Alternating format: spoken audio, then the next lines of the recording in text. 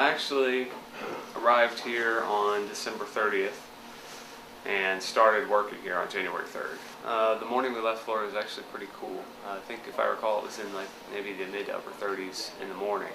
But of course in the afternoon before we left we probably got up to like the low 60s. And the day we actually arrived here was pretty warm because there was a front coming through. Ahead of that front it had warmed up. It was probably 65 degrees. It was really warm. They had, I think, some severe weather in eastern Oklahoma. But I think the next day we went downtown for the New Year's celebration, and it was a lot colder then. It was in the low 20s, and it was a lot windier. That's the main thing. Florida can get cold, but usually it's coldest when the winds are pretty much nil. There's almost no wind. Out here, 15 degrees and 20-30 mile per hour winds. The wind chill can be unbelievable sometimes. Well, we always try to launch a balloon to get an idea of what the vertical distribution of things like temperature, relative humidity, and wind speed are.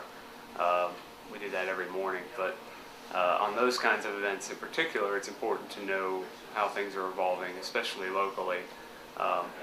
Models can tell us, can give an estimate of what might happen, but the balloons are what feed into the models. They're the actual observations. So it's important to know what's actually happening so that we can then forecast more accurately what's going to happen. And my first solo shift was February 2nd, which was the morning of the blizzard, last year. I guess it's technically this year, but that was pretty intense.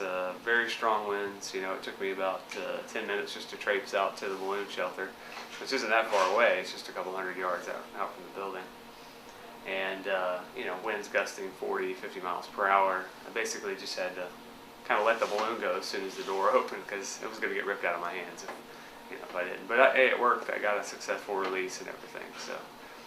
Had you ever been around a snowstorm like that? No. I've been in the snow and up in Colorado a couple times, but then nothing to compare to that. It wasn't a blizzard situation. It had a little bit of snow, but yeah, this was much more intense. Had you ever worn as many clothes as you did that morning you went out to launch a balloon?